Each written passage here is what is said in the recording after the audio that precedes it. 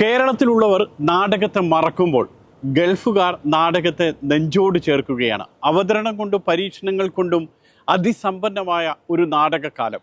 അബുദാബിയിലെ കേരള സോഷ്യൽ സെന്ററാണ് ആസ്വാദകർക്കായി നാടകോത്സവം ഒരുക്കിയത്.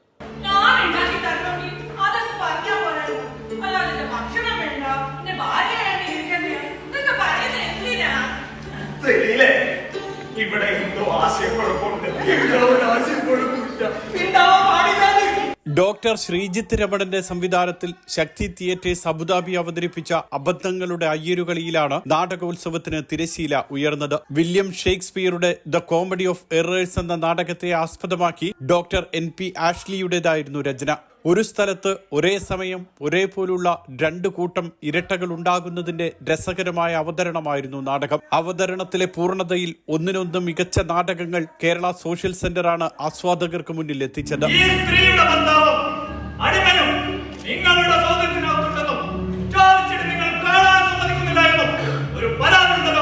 ഓരോ നാടകത്തിനോടും പ്രവാസി സംഘടനകളും അഭിനേതാക്കളും അണിയറ പ്രവർത്തകരും കാട്ടുന്ന ആത്മാർത്ഥതയാണ് ഈ നാടകോത്സവത്തിന്റെ ആത്മാവ്. തിരക്കുള്ള ജോലിക്ക് ശേഷം മണിക്കൂറുകൾ നീണ്ട യാത്ര, അർദ്ധരാത്രിയും കടന്നുപോകുന്ന റിഹേഴ്സൽ, സാമ്പത്തിക പരാധീനതകൾ, എന്നിട്ടും നാടകത്തെ കൈവിടാതെ കാത്തു സൂക്ഷിക്കുന്നവരാണ് പ്രവാസ ലോകത്തെ നാടക പ്രതിഭകൾ.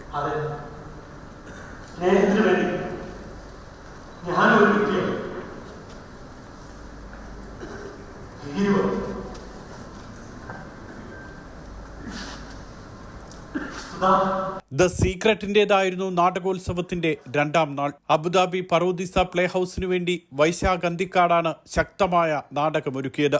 A. ശാന്തകുമാറിന്റേതായിരുന്നു വിസ്മയിപ്പിക്കുന്ന രചന.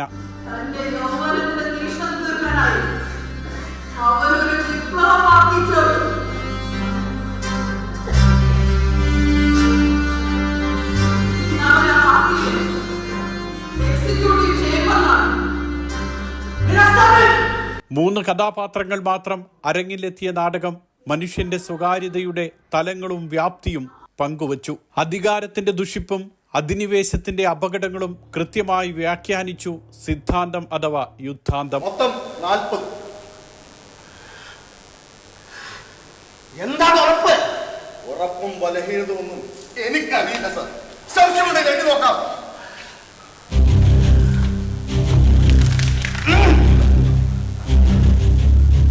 ഇവിടെ വന്നത് കളിക്കാനും ചിരിക്കാനും ഒന്നുമല്ല. അങ്ങ് എന്തിനാണ് സാർ ഈ തോക്കിനെ എപ്പോഴും ആശ്രയിക്കുന്നത്? സാജിദ് കൊടിഞ്ഞിയുടെ സംവിധാനത്തിൽ ക്രിയേറ്റീവ് ക്ലൗഡ് അലൈനാണ് നാടകം അവതരിപ്പിച്ചത്. 2 കഥാപാത്രങ്ങൾ മാത്രമുള്ള നാടകം ഒറ്റപ്പെടലും അതിന്റെ വിഭ്രാന്തികളുമാണ് പങ്കുവച്ചത്.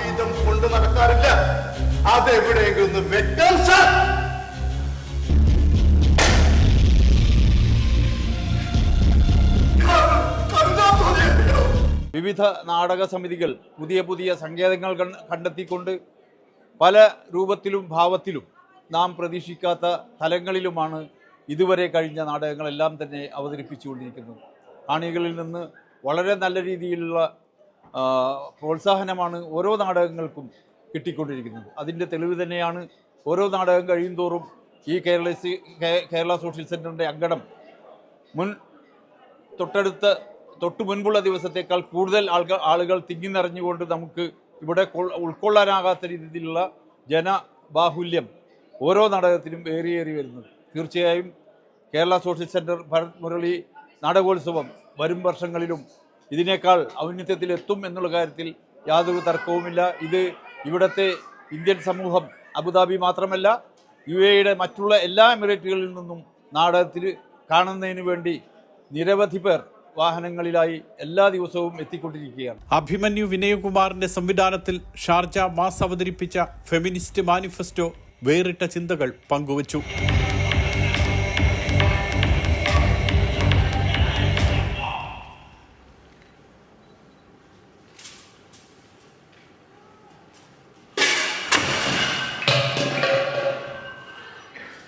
രംഗസജ്ജീകരണത്തിൽ വേറിട്ട കാഴ്ചയായിരുന്നു ഫെമിനിസ്റ്റ് മാനിഫെസ്റ്റോ. ആകാശത്ത് ചിറകടിച്ച് പറക്കണ കിളികളെ ഒക്കെ ചിറക് മുറിച്ച് കൂട്ടിലാക്കി സന്തോഷിക്കണം. ഈ ലോകം മുഴുവൻ അവരുടെ മാത്രമാണെന്ന് അഹങ്കരിച്ച് നടക്കണം. കോടാനുകോടി പോക്കാമാരുടെ ലോകം. കൊലപാതക കുറ്റം ആരോപിക്കപ്പെട്ട ബുദ്ധി വളർച്ചയില്ലാത്ത പിതാവും 6 വയസ്സുകാരിയായ മകളും തമ്മിലുള്ള ഊഷ്മള സ്നേഹം, കരുത്തും സൗന്ദര്യവും ചേർന്ന അവതരണത്തിലൂടെ തിയേറ്റർ ദുബായ്ക്ക് വേണ്ടി OT ഷാജഹാനാണ് ഇങ്ങനെയൊരു വിസ്മയം രംഗത്തെത്തിച്ചത്. ജീവന്റെ മാലാഖ.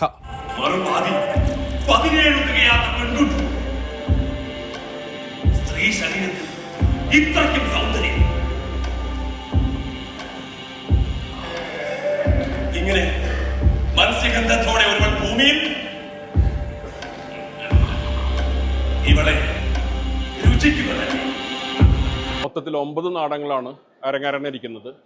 കഴിഞ്ഞ മുഴുവൻ നാടകങ്ങളും എല്ലാം തന്നെ ഒന്നിനൊന്ന് മെച്ചം എന്ന് വേണം പറയാൻ. പ്രത്യേകിച്ച് ഏറ്റവും ആധുനിക തിയേറ്ററിക്കൽ എക്സ്പീരിയൻസ് ആണ് എല്ലാ ഡയറക്ടേഴ്സും ഇവിടെ ചെയ്തിട്ടുള്ളത്.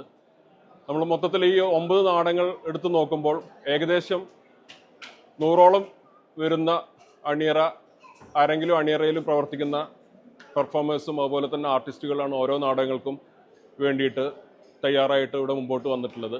അങ്ങനെ നോക്കിക്കഴിഞ്ഞ് കഴിഞ്ഞാൽ ഏകദേശം 1000ഓളം നേരിട്ടിട്ട് അണിയറയിലും അരങ്ങിലും പ്രവർത്തിക്കുന്ന ആർട്ടിസ്റ്റുകളും പെർഫോമേഴ്സും ഈ 13ാമത് ഭാരത് മുരളി നാടകോത്സവത്തിൽ അതിനു വേണ്ടിയിട്ട് തയ്യാറായി ഇവിടെ നാടകങ്ങൾ അവതരിപ്പിച്ചുകൊണ്ടിരിക്കുകയാണ്. കൊടിക്കിടപ്പുകാരന്റെ ദൈന്യതയും ജാതീയതയുടെ മനുഷ്യത്വമില്ലായ്മയും ആക്ഷേപഹാസ്യത്തിലൂടെ അവതരിപ്പിച്ച നാടകമായിരുന്നു നീലപ്പായസം.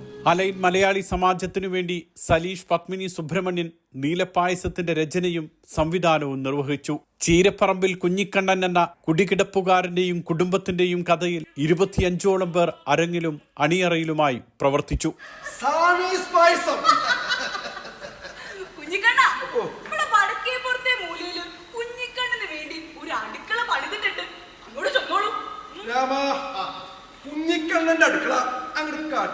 മുൻ വർഷത്തേക്കാൾ നല്ല രീതിയിലുള്ള പെർഫോമൻസാണ് ഓരോ കഥാപാത്രങ്ങളും ഇവിടെ ചെയ്തുകൊണ്ടിരിക്കുന്നത്.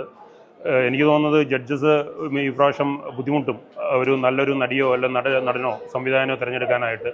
അപ്പം നല്ല രീതിയിലുള്ളൊരു പെർഫോമൻസ് കഴിഞ്ഞ കൊല്ലത്തിനേക്കാളും വ്യത്യസ്തമായ രീതിയിൽ അവതരണവും ശൈലി കൊണ്ടും എല്ലാം വ്യത്യസ്തമായി ഭാരത് മുരളി നാടകോത്സവം മുന്നേറിക്കൊണ്ടിരിക്കുകയാണ്. കേരളത്തിൽ നിന്നടക്കം സംവിധായകരെ കൊണ്ടുവന്നാണ് പലരും മത്സരത്തിന് കച്ചകെട്ടി ഇറങ്ങിയത്. വിജയിക്കുക എന്നതിനേക്കാൾ നാടകത്തെ നെഞ്ചോട് ചേർത്ത് പ്രാണവായു നൽകി കാത്തു സൂക്ഷിക്കുകയെന്ന ഉത്തരവാദിത്വമാണ് ഇവർ ഏറ്റെടുത്തത്. പ്രേക്ഷകന്റെ ഉള്ളകങ്ങളിലേക്ക് തുളച്ചുകയറി ഒരു കൊടുങ്കാറ്റ് സൃഷ്ടിച്ച് പുതിയ മനുഷ്യനാക്കി അവനെ മാറ്റാൻ കരുത്തുള്ളവയായിരുന്നു ഓരോ നാടകങ്ങളും.